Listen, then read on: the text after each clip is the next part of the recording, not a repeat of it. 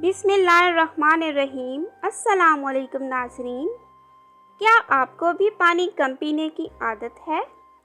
हम में से बहुत से लोग अपनी मसरूफियात की वजह से या फिर सुस्ती की वजह से पानी कम पीते हैं या पानी पीना तो भूल ही जाते हैं, लेकिन हमें ये पता नहीं होता कि पानी की कमी हमारे अंदर कितनी बीमारियां पैदा कर रही है।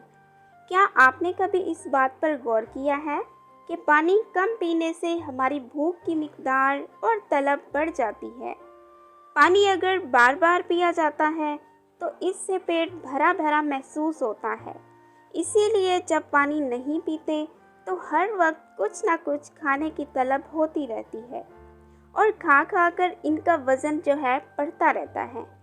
पानी कम पीने से आंतें खुश्क हो जाती हैं और पेट का दर्द, गैस और कब्ज़ का मसला दरपेश रहता है।